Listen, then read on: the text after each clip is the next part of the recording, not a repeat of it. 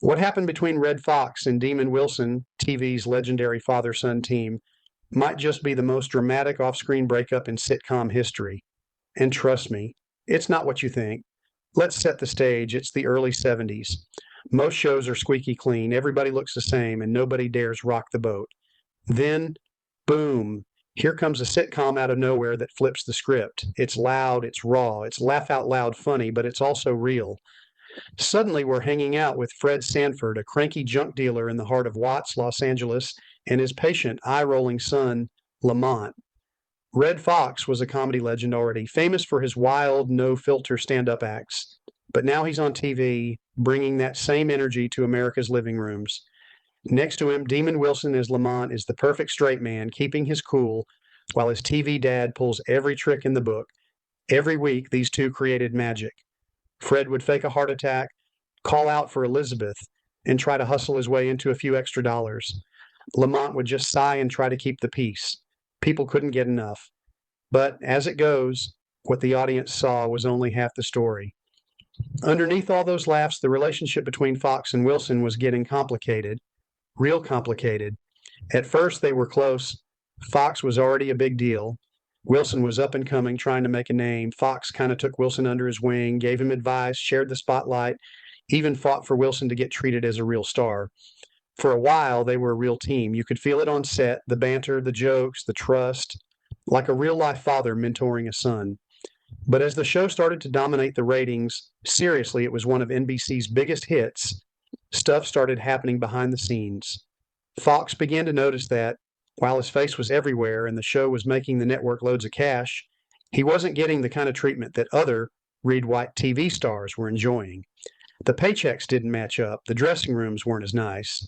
He started to feel like NBC didn't respect him the way he deserved, not just as a performer, but as a black superstar carrying the network.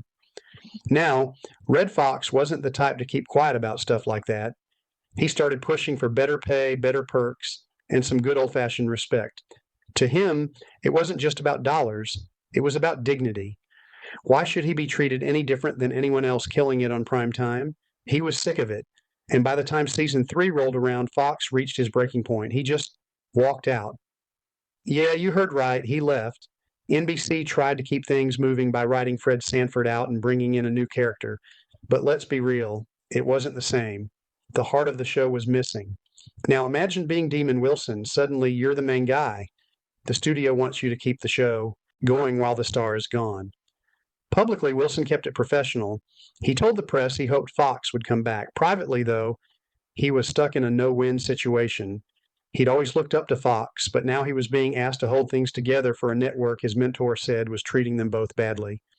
At first, Wilson sided with Fox, talking about how important he was to the show, but as the standoff dragged on, Wilson started just doing his job. Show up, film the scenes, keep things running.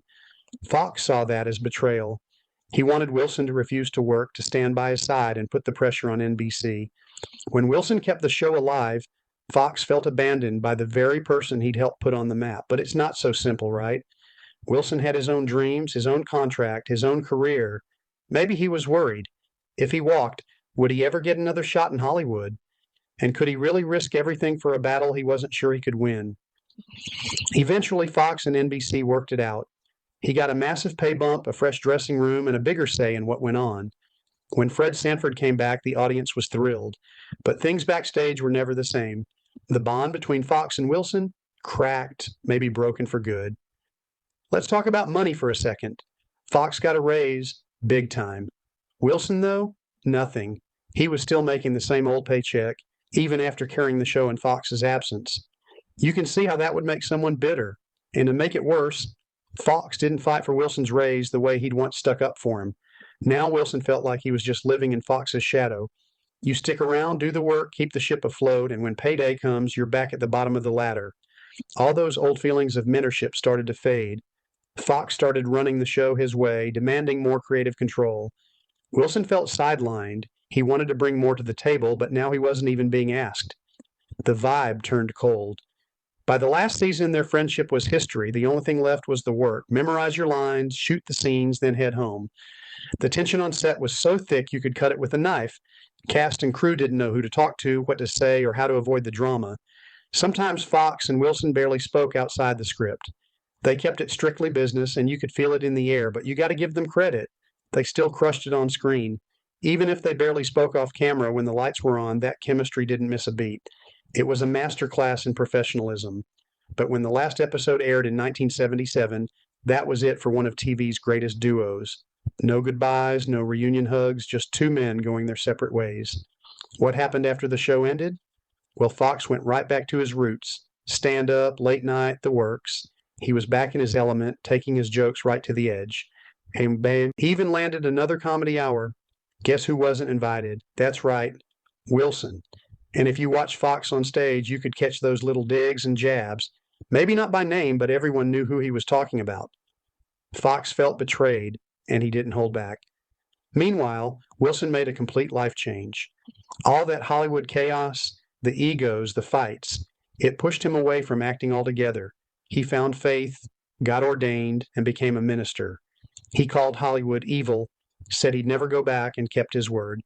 He left acting behind and started preaching all over the world. Fans always hoped there would be some kind of closure, a public reunion, or at least a kind word. But it never happened. Not even when Red Fox died suddenly in 1991. He was working on another sitcom, doing what he loved, when he suffered a heart attack and passed away. The comedy world was shocked. For millions, the big question was, would Wilson show up to pay his respects? He didn't. People were stunned. Why wouldn't Lamont Stanford be there for his TV dad one last time? Years later, Wilson was asked about it, and his answer was ice cold.